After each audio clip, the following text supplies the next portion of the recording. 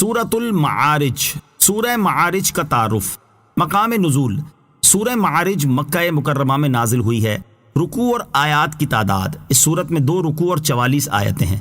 معارج نام رکھنے کی وجہ، معارج کا معنی ہے بلندیاں، اور اس سورت کی 3 آیت میں مذکور لفظ المعارج کی مناسبت سے اس کا نام سورہ معارج رکھا گیا ہے۔ سورہ معارج کے مضامین، اس سورت کا مرکزی مضمون یہ ہے کہ اس میں قیامت، مرنے کے بعد دوبارہ زندہ کیے جانے، جزا اور حساب کے بارے میں بیان کیا گیا ہے، اور عذاب جہنم کی کیفیت بتائی گئی ہے۔ نیز اس سورت میں یہ مضامین بیان کیے گئے ہیں۔ نمبر 1، اس سورت کی ابتدا میں بتایا گیا کہ کفار مکہ جس عذاب کا مذاق اڑاتے ہیں اور اس کے جلد نازل ہونے کا مطالبہ کرتے ہیں، وہ عذاب اللہ تعالیٰ کی طرف سے ان پر واقع ہونے والا ہے اور اسے کوئی ٹالنے والا نہیں۔ نمبر 2، حضور اقدس علیہ الصلوۃ کو کفار کی طرف سے پہنچنے والی اذیتوں پر صبر کرنے کی تلقین کی گئی۔ نمبر 3، قیامت، جہنم اور اس کے عذاب کی ہولناکیاں بیان کی گئیں اور کافروں کا اخروی حال بتایا گیا۔ نمبر 4، یہ بتایا گیا کہ عام انسان کا حال یہ ہے کہ جب اسے کوئی ناگوار حالت پیش آتی ہے تو وہ اس پر صبر نہیں کرتا، اور جب اسے مال ملتا ہے تو وہ اسے اللہ تعالیٰ کی راہ میں خرچ نہیں کرتا۔ نمبر 5، مسلمانوں کے 8 وہ اوصاف بیان کیے گئے جن کی وجہ سے وہ مشرکین سے ممتاز ہیں۔ نمبر 6، اس سورت کے آخر میں کفار مکہ کی سرزنش کی گئی اور نبی کریم علیہ الصلوۃ کو تسلی دیتے ہوئے ان کے سامنے کفار کا اخروی انجام بیان کیا گیا۔ سورہ حاقہ کے ساتھ مناسبت، سورہ معارج کی اپنے سے ماقبل سورت حاقہ کے ساتھ مناسبت یہ ہے کہ سورہ حاقہ کی طرح اس سورت میں بھی قیامت کی ہولناکیاں، جنت اور جہنم کے احوال، اہل ایمان اور کفار کا اخروی انجام بیان کیا گیا ہے، اور یہ سورت گویا کہ سورہ حاقہ کا تتمہ ہے۔ بسم اللہ الرحمن الرحیم۔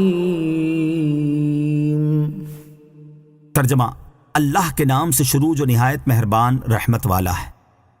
سأل سائل بعذاب واقع للکافرین لیس له دافع۔ ترجمہ، ایک مانگنے والے نے وہ عذاب مانگا جو کافروں پر واقع ہونے والا ہے، اس کو کوئی ٹالنے والا نہیں۔ سأل سائل بعذاب، ایک مانگنے والے نے وہ عذاب مانگا۔ ان آیات کے شان نزول کے بارے میں قول یہ ہے کہ نبی کریم صلی اللہ تعالیٰ علیہ وسلم نے جب کفار مکہ کو اللہ تعالیٰ کے عذاب کا خوف دلایا تو وہ آپس میں کہنے لگے کہ محمد مصطفیٰ صلی اللہ تعالیٰ علیہ وسلم سے پوچھو کہ اس عذاب کے مستحق کون لوگ ہیں اور یہ کن لوگوں پر آئے گا۔ تو انہوں نے حضور اقدس علیہ السلام سے دریافت کیا۔ اس پر اللہ تعالیٰ نے یہ آیت نازل فرمائیں۔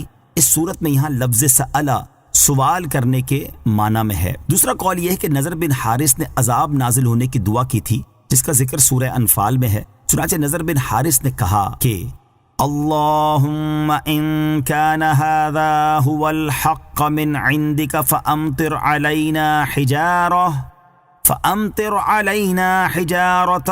من السماء او ائتنا بعذاب علیم۔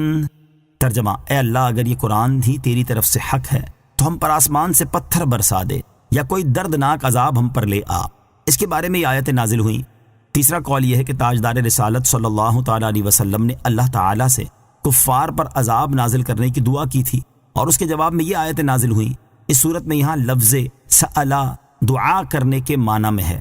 پہلے قول کے مطابق اس آیت اور اس کے بعد والی آیت کا خلاصہ یہ ہے کہ اے حبیب صلی اللہ تعالیٰ علیہ وآلہ وسلم، کفار جس عذاب کے بارے میں آپ سے سوال کر رہے ہیں وہ کافروں پر واقع ہونے والا ہے اور اس عذاب کو کوئی ٹال نہیں سکتا۔ دوسرے قول کے مطابق اس آیت اور اس کے بعد والی آیت کا خلاصہ یہ ہے کہ ایک مانگنے والے نے مذاق کے طور پر وہ عذاب مانگا ہے جو کافروں پر واقع ہونے والا ہے۔ کافر چاہے طلب کریں یا نہ کریں، جو عذاب ان کے لیے مقدر ہے وہ ان پر ضرور آنا ہے، اسے کوئی ٹال نہیں سکتا۔ تیسرے قول کے مطابق اس آیت اور اس کے بعد والی آیت کا خلاصہ یہ ہے کہ اے حبیب صلی اللہ تعالیٰ علیہ وآلہ وسلم، آپ نے کفار پر جو عذاب نازل کرنے کی دعا کی ہے وہ ان پر واقع ہونے والا ہے اور اس عذاب کو ان سے کوئی نہیں ٹال سکتا۔ من اللہ ذی المعارج تعرج الملائکۃ والروح الیہ فی یوم کان مقدارہ 50,000 سنہ۔ ترجمہ، اللہ کی طرف سے ہوگا جو بلندیوں کا مالک ہے، فرشتے اور جبرائیل اس کی بارگاہ کی طرف چڑھتے ہیں، وہ عذاب اس دن میں ہوگا جس کی مقدار 50,000 سال ہے۔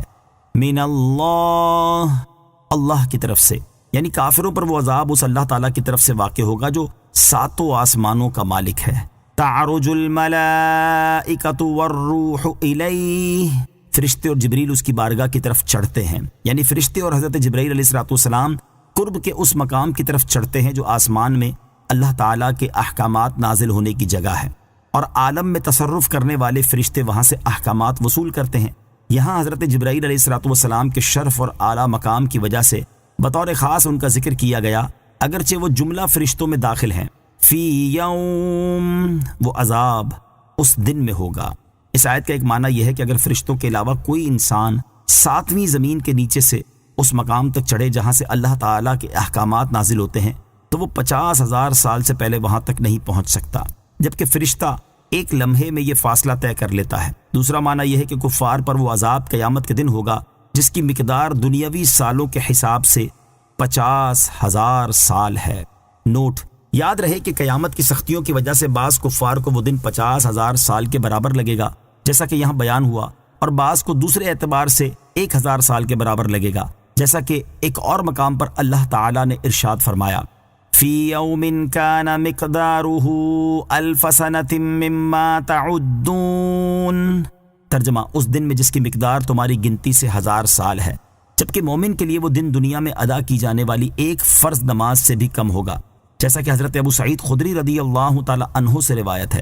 حضور اقدس صلی اللہ تعالی علیہ وسلم نے ارشاد فرمایا، اس ذات کی قسم جس کے قبضہ قدرت میں میری جان ہے، قیامت کا دن مومن پر ہلکا ہوگا، حتیٰ کہ اس فرض نماز سے بھی زیادہ ہلکا ہوگا جو مومن دنیا میں پڑھا کرتا تھا۔ فاصبر صبرا جمیلا انہم یرونہ بعیدا ونراہ قریبا، ترجمہ: تو تم اچھی طرح صبر کرو، بے شک وہ اسے دور سمجھ رہے ہیں اور ہم اسے قریب دیکھ رہے ہیں۔ فاصبر صبرا جمیلا، تو تم اچھی طرح صبر کرو۔ اس آیت اور اس کے بعد والی 2 آیات کا خلاصہ یہ ہے کہ اللہ تعالیٰ نے اپنے حبیب صلی اللہ تعالیٰ علیہ وسلم کو تسلی دیتے ہوئے ارشاد فرمایا، اے پیارے حبیب صلی اللہ تعالیٰ علیہ وسلم، آپ اپنی قوم کی طرف سے پہنچنے والی اذیتوں پر اور مذاق اڑانے کے طور پر عذاب نازل کرنے کا مطالبہ کرنے پر صبر جمیل فرمائیں، اور کفار کی سختی پر تنگ دل نہ ہوں، کیونکہ کفار مکہ اس عذاب کو اپنے گمان میں ناممکن سمجھ رہے ہیں اور یہ خیال کرتے ہیں کہ وہ واقع ہونے والا ہی نہیں، اور اسی وجہ سے عذاب نازل ہونے کا مطالبہ کرتے ہیں، جبکہ ہم جانتے ہیں کہ یہ ہماری قدرت سے کوئی بعید نہیں اور نہ ہی ان پر عذاب نازل کرنا ہمارے لیے کوئی مشکل ہے۔ یوم تکون السماء کالمہل وتکون الجبال کالعہن، ترجمہ: جس دن آسمان پگھلی ہوئی چاندی جیسا ہو جائے گا اور پہاڑ اون کی طرح ہلکے ہو جائیں گے۔ یوم تکون السماء کالمہل، جس دن آسمان پگھلی ہوئی چاندی جیسا ہو جائے گا۔ اس آیت اور اس کے بعد والی آیت کی ایک تفسیر یہ ہے کہ وہ عذاب ممکن ہے اور اس دن میں کوئی مشکل نہیں جس دن آسمان پگھلی ہوئی چاندی جیسا ہوگا اور پہاڑ اون کی طرح ہلکے ہو جائیں گے اور ہوا میں اڑتے پھریں گے۔ دوسری تفسیر یہ ہے کہ ایک مانگنے والے نے وہ عذاب مانگا ہے جو اس دن واقع ہوگا جس دن آسمان پگھلی ہوئی چاندی جیسا ہو جائے گا اور پہاڑ اون کی طرح ہلکے ہو جائیں گے اور ہوا میں اڑتے پھریں گے۔ تیسری تفسیر یہ ہے کہ جس دن آسمان پگھلی ہوئی چاندی جیسا ہوگا اور پہاڑ اون کی طرح ہلکے ہو جائیں گے اور ہوا میں اڑتے پھریں گے تو اس دن کی دہشت اور ہولناکی تصور سے بالا تر ہے۔ ولا يسأل حميم حميما يبصرونهم يود المجرم لو يفتدي من عذاب يومئذ ببنيه وصاحبته وأخيه وفصيلته التي تؤويه ومن في الأرض جميعا ثم ينجيه، ترجمہ: اور کوئی دوست کسی دوست سے حال نہ پوچھے گا، وہ ان کو دکھائے جا رہے ہوں گے۔ مجرم آرزو کرے گا کاش اس دن کے عذاب سے چھوٹنے کے بدلے میں اپنے بیٹے دے دے اور اپنی بیوی اور اپنا بھائی اور اپنا وہ کنبا جو اسے پناہ دیتا ہے، اور جتنے لوگ زمین میں ہیں سب کے سب، پھر یہ بدلہ دینا اسے بچا لے۔ وَلَا يَسْأَلُ حَمِيمٌ حَمِيمًا، اور کوئی دوست کسی دوست سے حال نہ پوچھے گا۔ اس آیت اور اس کے بعد والی 4 آیات کا خلاصہ یہ ہے کہ قیامت کے دن کی شدت اور ہولناکی کی وجہ سے یہ حال ہوگا کہ کوئی دوست کسی دوست سے یہ نہیں پوچھے گا کہ تیرا حال کیا ہے، اور نہ ہی اس سے کوئی بات کرے گا، کیونکہ اسے تو صرف اپنی ہی جان کی فکر پڑی ہوگی۔ اور یہ اس وجہ سے نہیں ہوگا کہ دوست ایک دوسرے کو دیکھ نہ رہے ہوں گے، بلکہ وہ دوست ان دوسرے دوستوں کو دکھائے جا رہے ہوں گے اور وہ ایک دوسرے کو پہچانیں گے، لیکن اپنے حال میں ایسے مبتلا ہوں گے کہ نہ ان سے حال پوچھیں گے اور نہ بات کر سکیں گے۔ اس دن کافر کا حال یہ ہوگا کہ وہ یہ آرزو کرے گا، کاش قیامت کے دن کے عذاب سے چھوٹنے کے بدلے میں مجھ سے میرے محبوب ترین بیٹے لے لیے جائیں، اور زندگی بھر میرا ساتھ نبھانے والی بیوی لے لی جائے، اور دنیا میں ہر طرح سے میری مدد کرنے والے میرے بھائی لے لیے جائیں، اور میرا وہ کنبا لے لیا جائے جو مجھے اپنے پاس جگہ دیتا تھا۔ حتیٰ کہ وہ یہ تمنا کرے گا کہ جتنے لوگ زمین میں ہیں سب اس کے ماتحت ہوں، اور وہ ان سب کو فدیے میں دے دے، اور پھر یہ بدلہ دینا اسے اللہ تعالیٰ کے عذاب سے بچا لے۔ اس سے معلوم ہوا کہ قیامت کے دن کفار کو اپنے کسی عزیز سے محبت نہ رہے گی، اور وہ یہ چاہے گا کہ میرے بچے، بیوی، بھائی، خاندان کے لوگ، بلکہ ساری دنیا کے لوگ میرے بدلے دوزخ میں پھینک دیے جائیں اور میں کسی طرح عذاب سے بچ جاؤں۔ کلا انہا لظی نزاعۃ للشویٰ۔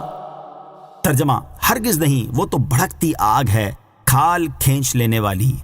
کلا، ہرگز نہیں، یہاں کافر کی تمنا کا رد کرتے ہوئے فرمایا گیا کہ یہ سب کچھ فدیے میں دے دینا ہرگز اس کے کام نہ آئے گا اور نہ اسے کسی طرح عذاب سے بچا سکے گا۔ فدیہ دینا بھی کفار کو عذاب سے بچا نہ سکے گا۔ کفار کا عذاب سے بچنے کے لیے فدیہ دینے اور اس کی قبول نہ ہونے کے بارے میں ایک اور مقام پر اللہ تعالی نے ارشاد فرمایا: للذین استجابوا لربهم الحسنى والذین لم يستجیبوا له لو ان لهم ما في الارض جميعا ومثله معه لافتدوا به اولئک لهم سوء الحساب ومأواهم جہنم وبئس المہاد۔ ترجمہ: جن لوگوں نے اپنے رب کا حکم مانا انہی کے لیے بھلائی ہے، اور جنہوں نے اس کا حکم نہ مانا ان کا حال یہ ہوگا کہ اگر زمین میں جو کچھ ہے وہ سب اور اس جیسا اور اس کے ساتھ ہوتا تو اپنی جان چھڑانے کو دے دیتے۔ ان کے لیے برا حساب ہوگا اور ان کا ٹھکانہ جہنم ہے، اور وہ کیا ہی برا ٹھکانہ ہے۔ اور ارشاد فرمایا: ان الذین کفروا لو ان لهم ما فی الارض جميعا ومثله معه لیفتدوا به من عذاب یوم القیامة ما تقبل منهم وَلَهُمْ عَذَابٌ أَلِيمٌ۔ ترجمہ: بے شک اگر کافر لوگ جو کچھ زمین میں ہے وہ سب اور اس کے برابر اتنا ہی اور اس کے ساتھ ملا کر قیامت کے دن کے عذاب سے چھٹکارے کے لیے دیں تو ان سے قبول نہیں کیا جائے گا اور ان کے لیے دردناک عذاب ہے۔ اور حضرت انس بن مالک رضی اللہ تعالی عنہ سے روایت ہے، حضور اقدس صلی اللہ تعالی علیہ وسلم نے ارشاد فرمایا: اللہ تعالیٰ اس جہنمی سے فرمائے گا جس کو سب سے کم عذاب دیا جا رہا ہوگا کہ اگر تجھے دنیا کا سارا ساز و سامان دے دیا جائے تو کیا تو عذاب سے بچنے کے لیے انہیں فدیے میں دے دے گا؟ وہ عرض کرے گا ہاں۔ اللہ تعالیٰ فرمائے گا میں نے اس وقت تم سے اس کے مقابلے میں بہت تھوڑا مطالبہ کیا تھا جب تو حضرت آدم علیہ السلام کی پشت میں تھا کہ میرے ساتھ کسی کو شریک نہ کرنا، لیکن تو نے دنیا میں آنے کے بعد یہ بات نہ مانی اور شرک پر ہی ڈٹا رہا۔ انہا لظی، وہ تو بھڑکتی آگ ہے۔ آیت کے اس حصے اور اس کے بعد والی آیت کا خلاصہ یہ ہے کہ وہ جہنم تو کافروں پر بھڑکتی آگ ہے اور وہ ان کے جسم کی کھال کھینچ لے گی، یہاں تک کہ ان کے جسم پر گوشت اور کھال کا نشان تک باقی نہ رہے گا۔ یاد رہے کہ ایک بار کھال جل جانے کے بعد سزا ختم نہیں ہو جائے گی، بلکہ اللہ تعالیٰ دوبارہ ان کے جسم پر کھال پیدا کر دے گا تاکہ یہ عذاب کا مزہ چکھتے رہیں، جیسا کہ سورہ نساء میں اللہ تعالیٰ نے ارشاد فرمایا: ان الذین کفروا بآیاتنا سوف نصلیہم نارا کلما نضجت جلودہم بدلناہم جلودا غیرہا لیذوقوا العذاب ان اللہ کان عزیزا حکیما۔ ترجمہ: بے شک وہ لوگ جنہوں نے ہماری آیتوں کا انکار کیا، ان قریب ہم ان کو آگ میں داخل کریں گے۔ جب کبھی ان کی کھالیں خوب جل جائیں گی تو ہم ان کی کھالوں کو دوسری کھالوں سے بدل دیں گے کہ عذاب کا مزہ چکھ لیں۔ بے شک اللہ زبردست ہے، حکمت والا ہے۔ تدعو من ادبر وتولى وجمع فأوعى۔ ترجمہ: بلا رہی ہے اسے جس نے پیٹھ پھیری اور منہ موڑا اور جوڑ کر رکھا پھر اسے محفوظ کر لیا۔ تدعو، بلا رہی ہے۔ اس آیت اور اس کے بعد والی آیت کا خلاصہ یہ ہے کہ جہنم نام لے لے کر کہ اے کافر میرے پاس آ، اے منافق میرے پاس آ، اسے اپنی طرف بلائے گی جس نے حق قبول کرنے سے پیٹ پھیری اور ایمان لانے سے اعراض کیا اور اپنا مال جوڑ کر رکھا، پھر اسے محفوظ کر لیا اور اس پر اس مال کے جو حقوق واجب تھے وہ اس نے ادا نہ کیے۔ جہنم کا یہ بلانا یا تو زبان حال سے ہوگا یا اللہ تعالیٰ آگ میں کلام کرنے کی صلاحیت پیدا کر دے گا اور وہ واضح طور پر کلام کرے گی، یا اس سے مراد یہ ہے کہ جہنم پر مامور فرشتے بلائیں گے۔ ان آیات سے معلوم ہوا کہ اللہ تعالیٰ کی معرفت اور اس کی اطاعت سے اعراض کرنا، دنیا کی محبت، مال کی حرص اور نفسانی خواہشات دین کی آفات کا مجموعہ ہیں۔ ان الانسان خلق هلوعا اذا مسه الشر جزوعا واذا مسه الخير منوعا۔ ترجمہ: بے شک آدمی بڑا بے صبرہ حریص پیدا کیا گیا ہے، جب اسے برائی پہنچے تو سخت گھبرانے والا ہو جاتا ہے، اور جب اسے بھلائی پہنچے تو بہت روک رکھنے والا ہو جاتا ہے۔ ان الانسان خلق ہلوعا، بے شک آدمی بڑا بے صبرہ حریص پیدا کیا گیا ہے۔ اس آیت اور اس کے بعد والی دو آیات کا خلاصہ یہ ہے کہ بے شک انسان بڑا بے صبرہ اور حریص پیدا کیا گیا ہے کہ جب اسے تنگ دستی اور بیماری وغیرہ کی صورت میں کوئی برائی پہنچتی ہے تو وہ سخت گھبرانے والا ہو جاتا ہے، اور جب اسے دولت مندی و مال اور صحت و تندرستی کی صورت میں کوئی بھلائی پہنچتی ہے تو وہ اسے اپنے پاس روک رکھنے والا ہو جاتا ہے۔ یعنی انسان کی حالت یہ ہے کہ جب اسے کوئی ناگوار حالت پیش آتی ہے تو وہ اس پر صبر نہیں کرتا، اور جب اسے مال ملتا ہے تو وہ اس کو خرچ نہیں کرتا۔ غریبی اور بیماری کی حالت میں شکوہ و شکایت کرنے سے بچا جائے۔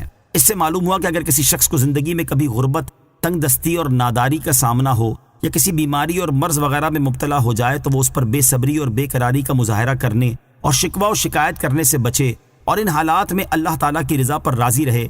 البتہ اس کا یہ مطلب نہیں کہ انسان تنگ دستی دور کرنے کے لیے محنت اور کوشش کرنا چھوڑ دے اور بیماری کا علاج کروانا ترک کر دے، بلکہ اسے چاہیے کہ تنگ دستی دور کرنے کے لیے محنت اور جد و جہد بھی کرتا رہے اور اپنے مرض کا علاج بھی کرواتا رہے، اور اخلاص کے ساتھ اللہ تعالیٰ کی بارگاہ میں آسانی اور شفا ملنے کی دعا بھی کرتا رہے، اور جب اللہ تعالیٰ اسے فراخ دستی اور شفا عطا فرما دے تو اسے چاہیے کہ اللہ تعالیٰ کا شکر ادا کرے اور ہر دم اس کی اطاعت و فرما برداری میں مصروف رہے اور اس کا دیا ہوا مال اسی کی راہ میں خرچ کرتا رہے۔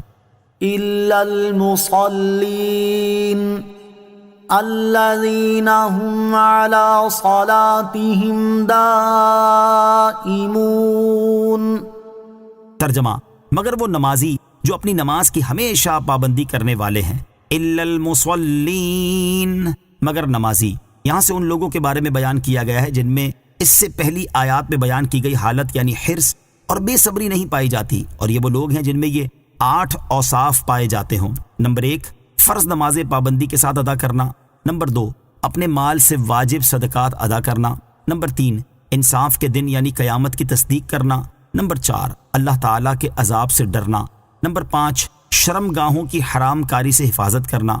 نمبر 6، امانت اور عہد کی حفاظت کرنا۔ نمبر 7، صدق و انصاف کے ساتھ گواہی پر قائم رہنا۔ نمبر 8، نماز کی حفاظت کرنا۔ ان اوصاف کی تفصیل اگلی آیات میں مذکور ہے۔ الذین هم علی صلاتهم دائمون، جو اپنی نماز کی ہمیشہ پابندی کرنے والے ہیں۔ اس آیت میں پہلا وصف بیان ہوا کہ ان لوگوں میں حرص اور بے صبری نہیں پائی جاتی جو اپنے اوپر فرض 5 نمازیں ان کے اوقات پہ پابندی سے ادا کرتے ہیں۔ نماز حرص اور ہوس سے بچنے کا ذریعہ ہے۔ اس سے معلوم ہوا کہ اللہ تعالیٰ مومن بندے کو نماز کی برکت سے دنیاوی عیوب مثلا حرص اور ہوس وغیرہ سے بچا لے گا۔ احادیث میں 5 نمازیں اپنے وقت میں پابندی کے ساتھ ادا کرنے کی بہت فضیلت بیان کی گئی ہے۔ چنانچہ حضرت عبادہ بن ثابت رضی اللہ تعالیٰ عنہ سے روایت ہے، حضور اقدس صلی اللہ تعالیٰ علیہ وسلم نے ارشاد فرمایا، 5 نمازیں اللہ تعالیٰ نے بندوں پر فرض کی، جس نے اچھی طرح وضو کیا اور وقت میں نمازیں پڑھی اور رکوع و خشوع کو پورا کیا تو اس کے لیے اللہ تعالیٰ نے اپنے ذمہ کرم پر عہد کر لیا ہے کہ اسے بخش دے، اور جس نے نہ کیا اس کے لیے عہد نہیں، چاہے بخش دے چاہے عذاب کرے۔ اور ام المومنین حضرت عائشہ صدیقہ رضی اللہ تعالیٰ عنہا سے روایت ہے، حضور پر نور صلی اللہ تعالیٰ علیہ وسلم نے ارشاد فرمایا، اللہ عز و جل فرماتا ہے، میرے بندے کا میرے ذمہ کرم پر عہد ہے کہ اگر وہ وقت میں نماز قائم رکھے تو میں اسے عذاب نہ دوں اور بے حساب جنت میں داخل کروں۔ والذین فی اموالہم حق معلوم للسائل والمحروم۔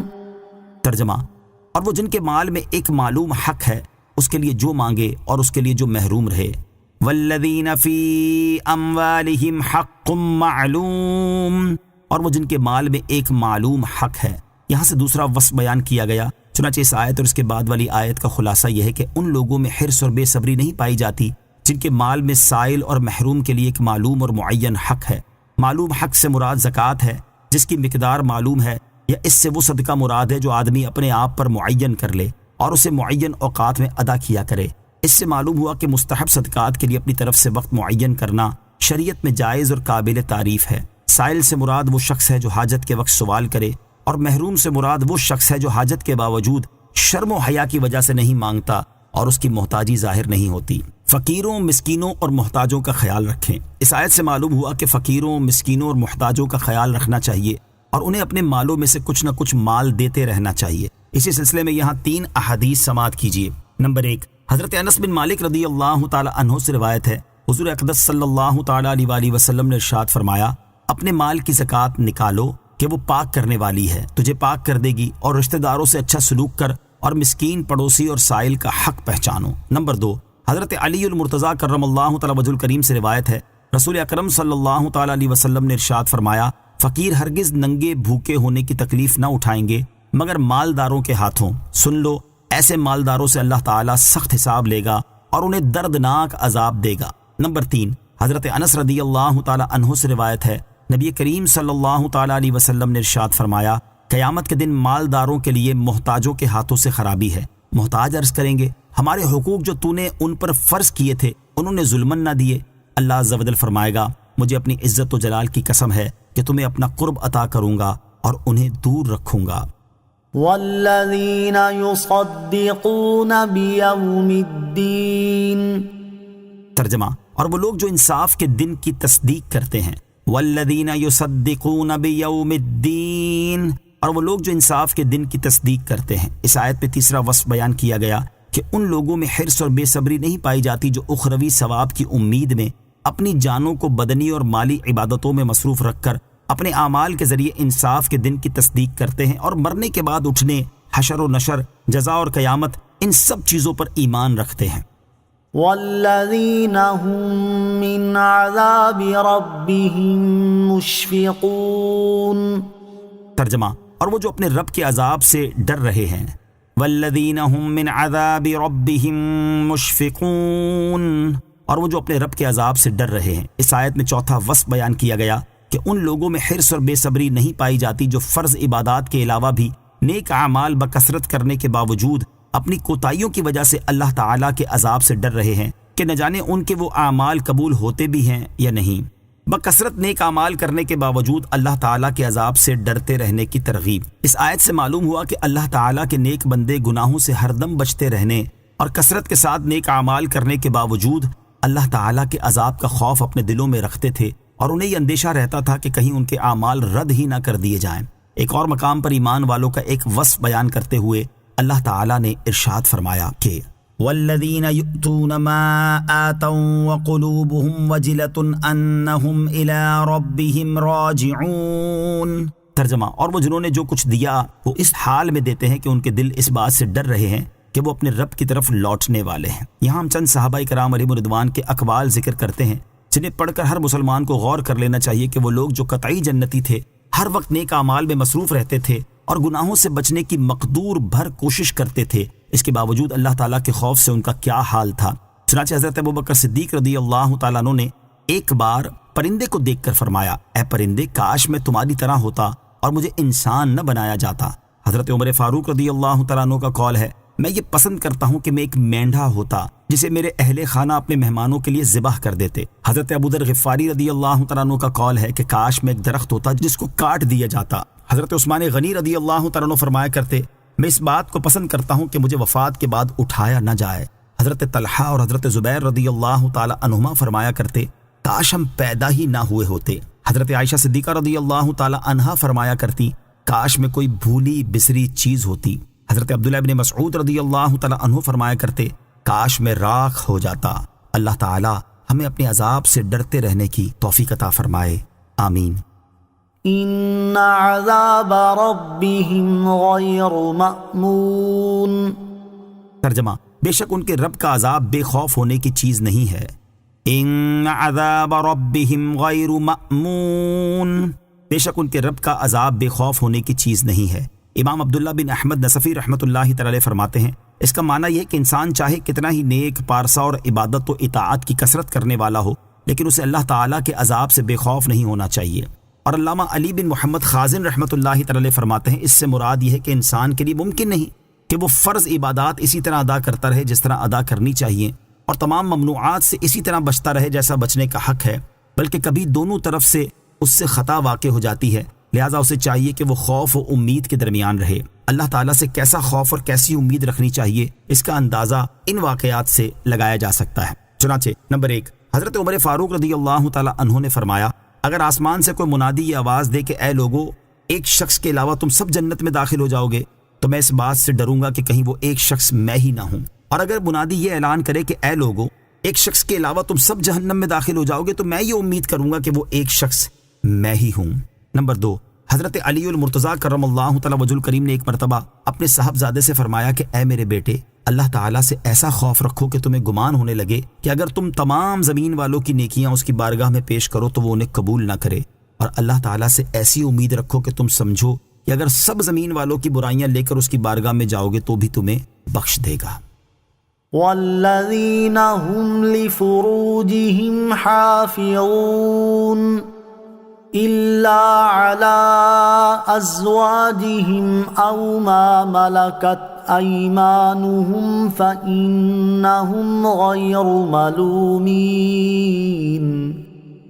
ترجمہ، اور وہ جو اپنی شرمگاہوں کی حفاظت کرتے ہیں مگر اپنی بیویوں یا اپنی کنیزوں سے تو بے شک ان پر کچھ ملامت نہیں۔ والذین هم لفروجهم حافظون، اور وہ جو اپنی شرمگاہوں کی حفاظت کرتے ہیں۔ اس آیت میں 5واں وصف بیان کیا گیا کہ ان لوگوں میں حرص اور بے صبری نہیں پائی جاتی جو اپنی بیویوں یا اپنی کنیزوں کے علاوہ دیگر لوگوں سے اپنی شرمگاہوں کی یعنی زنا، لواطت اور مشت زنی وغیرہ سے حفاظت کرتے ہیں، تو بے شک اپنی بیویوں اور کنیزوں سے حیض و نفاس کے علاوہ اوقات میں شرمگاہوں کی حفاظت نہ کرنے کی وجہ سے ان پر کچھ ملامت نہیں، اور اس بنا پر دنیا اور آخرت میں ان سے کوئی مواخذہ نہیں۔ اس سے معلوم ہوا کہ اپنی منکوحہ بیوی اور اپنی ملکیت میں موجود وہ لونڈی جس سے صحبت حلال ہے ان سے پردہ نہیں، لہذا شوہر بیوی اور مالک لونڈی ایک دوسرے کا بدن دیکھ سکتے ہیں۔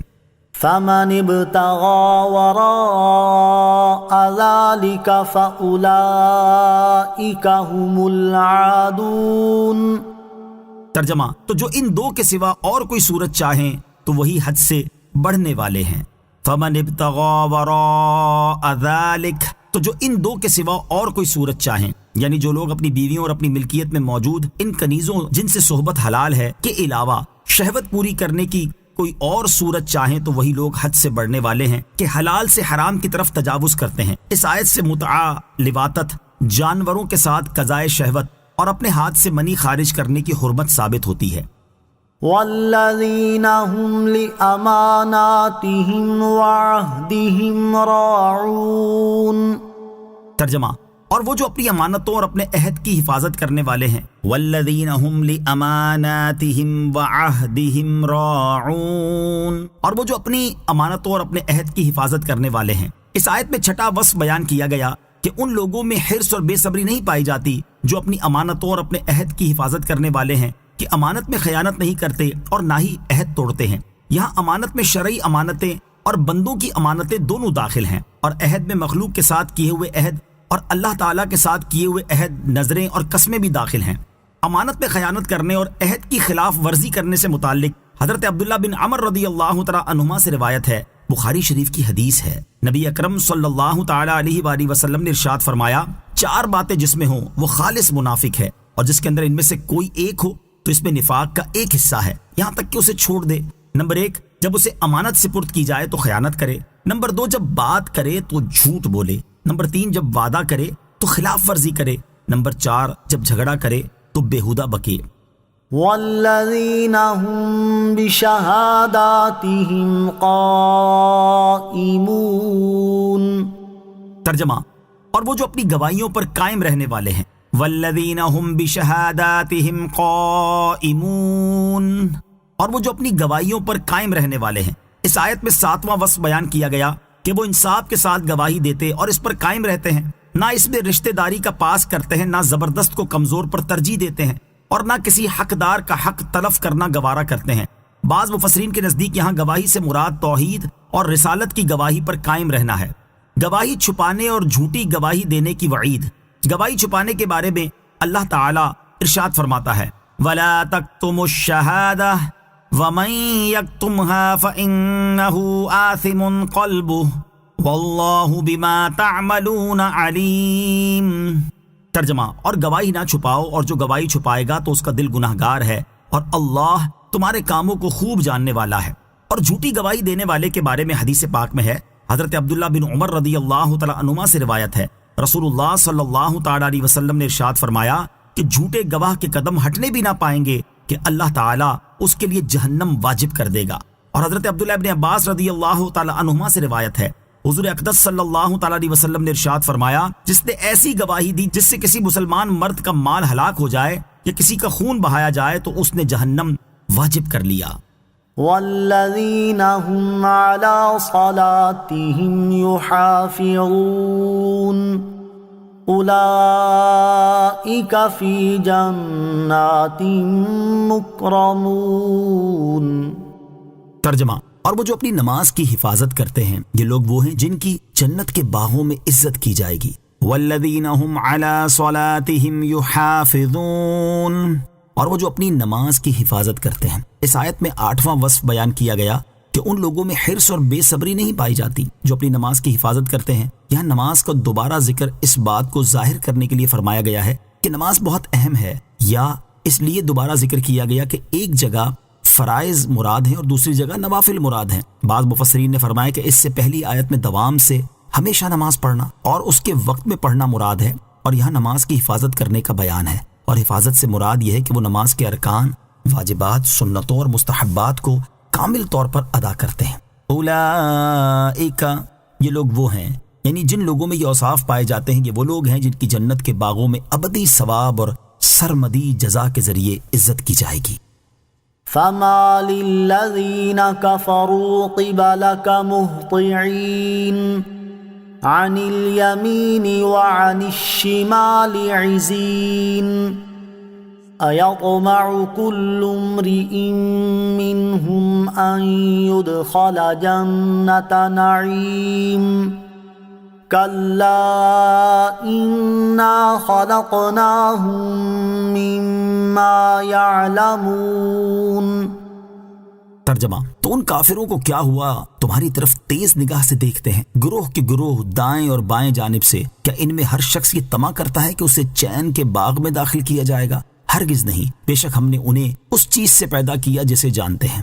فما للذین کفروا، تو ان کافروں کو کیا ہوا؟ شان نزول، یہ آیت کفار کی اس جماعت کے بارے میں نازل ہوئی جو رسول کریم صلی اللہ تعالیٰ علیہ وآلہ وسلم کے گرد حلقے باندھ کر گروہ کے گروہ جمع ہوتے تھے، اور آپ علیہ الصلوۃ والسلام کا مبارک کلام سن کر اسے جھٹلاتے، مذاق اڑاتے اور کہتے تھے کہ اگر یہ لوگ جنت میں داخل ہوں گے جیسا کہ محمد مصطفیٰ صلی اللہ تعالیٰ علیہ وسلم فرماتے ہیں تو ہم ضرور ان سے پہلے جنت میں داخل ہو جائیں گے۔ اس آیت اور اس کے بعد والی 3 آیات کا خلاصہ یہ ہے کہ اے پیارے حبیب صلی اللہ تعالیٰ علیہ وآلہ وسلم، ان کافروں کا کیا حال ہے جو آپ کے پاس بیٹھتے بھی ہیں اور گردنیں اٹھا اٹھا کر دیکھتے بھی ہیں، پھر بھی جو آپ سے سنتے ہیں اس سے نفع نہیں اٹھاتے؟ کیا ان میں سے ہر شخص یہ طمع کرتا ہے کہ اسے ایمان والوں کی طرح چین کے باغ میں داخل کیا جائے گا؟ ہرگز اسے داخل نہیں کیا جائے گا، کیونکہ ہم نے جس طرح سب آدمیوں کو منی سے پیدا کیا اسی طرح انہیں بھی منی سے پیدا کیا ہے، اور صرف منی سے پیدا ہو جانا جنتی ہونے کا سبب نہیں بلکہ جنت میں داخل ہونے کا ذریعہ تو ایمان اور نیک اعمال ہیں، اور جب وہ ایمان ہی نہیں لائے تو حکمت والے رب تعالیٰ کی یہ شایان شان کس طرح ہو سکتا ہے کہ وہ انہیں جنت میں داخل کر دے؟ کلام دل میں کب اثر کرتا ہے؟ اس سے معلوم ہوا کہ کلام دل میں تبھی اثر کرتا ہے جبکہ کلام کرنے والے کا وقار دل میں موجود ہو۔ ان کفار کے دلوں میں چونکہ حضور اقدس صلی اللہ تعالیٰ علیہ وآلہ وسلم کا وقار نہ تھا، اس لیے وہ تاجدار رسالت صلی اللہ تعالیٰ علیہ وآلہ وسلم کے واعظ سے فائدہ نہ اٹھا سکے۔ فلا اقسم برب المشارق والمغارب انا لقادرون على ان نبدل خيرا منهم وما نحن بمسبوقين۔ ترجمہ، تو مجھے تمام مشرقوں اور تمام مغربوں کے رب کی قسم، بے شک ہم ضرور قادر ہیں اس بات پر کہ ان سے اچھے لوگ بدل دیں اور کوئی ہم سے نکل کر نہیں جا سکتا۔ فلا اقسم برب المشارق والمغارب، تو مجھے تمام مشرقوں اور تمام مغربوں کے رب کی قسم۔ اس آیت اور اس کے بعد والی آیت کا خلاصہ یہ ہے کہ جب معاملہ یہ ہے کہ ہم نے انہیں منی سے پیدا کر دیا تو مجھے سورج کے طلوع اور غروب ہونے کی تمام جگہوں کے مالک رب کی قسم، بے شک ہم اس بات پر ضرور قادر ہیں کہ انہیں ان کے جرموں کی وجہ سے ہلاک کر دیں اور ان کی بجائے وہ لوگ پیدا کر دیں جو ان جیسے نہ ہوں بلکہ وہ ہمارے اطاعت گزار اور فرما بردار ہوں، اور ہم انہیں ہلاک کرنے اور دوسرے لوگ پیدا کرنے سے عاجز نہیں، لیکن ہماری انتہا کو پہنچی ہوئی حکمت اور مشیت کا تقاضا یہی ہے کہ ان کی سزا کو مؤخر کیا جائے۔ فذرهم يخوضوا ويلعبوا حتى يلاقوا يومهم الذي يوعدون يوم يخرجون من الأجداث سراعا كأنهم إلى نصب يوفضون خاشعة أبصارهم ترهقهم ذلة ذلك اليوم الذي كانوا يوعدون۔ ترجمہ، تو انہیں اپنی بےہودگیوں میں پڑے اور کھیلتے ہوئے چھوڑ دو یہاں تک کہ اپنے اس دن سے ملیں جس کا انہیں وعدہ دیا جاتا ہے، جس دن قبروں سے جلدی کرتے ہوئے نکلیں گے، گویا وہ نشانوں کی طرف لپک رہے ہیں، ان کی آنکھیں جھکی ہوئی ہوں گی، ان پر ذلت چڑھ رہی ہوگی، یہ وہ دن ہے جس کا ان سے وعدہ کیا جاتا تھا۔ فَذَرْهُمْ يَخُوضُوا وَيَلْعَبُوا، تو انہیں اپنی بےہودگیوں میں پڑے اور کھیلتے ہوئے چھوڑ دو۔ اس آیت اور اس کے بعد والی 2 آیات کا خلاصہ یہ ہے کہ اے پیارے حبیب صلی اللہ تعالی علیہ وآلہ وسلم، جو مشرکین آپ کے دائیں بائیں بیٹھ کر آپ کی طرف تیز نگاہ سے دیکھتے ہیں، ان کے ایمان قبول نہ کرنے پر غم نہ کریں، بلکہ انہیں چھوڑ دیں کہ یہ اپنی بےہودگیوں میں پڑے رہیں اور اپنی دنیا میں کھیلتے رہیں یہاں تک کہ اپنے عذاب کے اس دن سے ملیں جس کا انہیں وعدہ دیا جاتا ہے، اور یہ وہ دن ہے جس دن یہ قبروں سے جلدی کرتے ہوئے محشر کی طرف اس طرح نکلیں گے گویا وہ اپنے مقررہ نشانوں کی طرف ایسے لپک رہے ہیں جیسے جھنڈے گاڑنے والے اپنے جھنڈے کی طرف دوڑتے ہیں، اور اس وقت ان کا حال یہ ہوگا کہ ان کی آنکھیں جھکی ہوئی ہوں گی، ان پر ذلت چڑھ رہی ہوگی، اور قیامت کا دن ان کا وہ دن ہے جس کا ان سے دنیا میں وعدہ کیا جاتا تھا اور وہ اسے جھٹلاتے تھے۔ آمنت باللہ صدق اللہ العظیم۔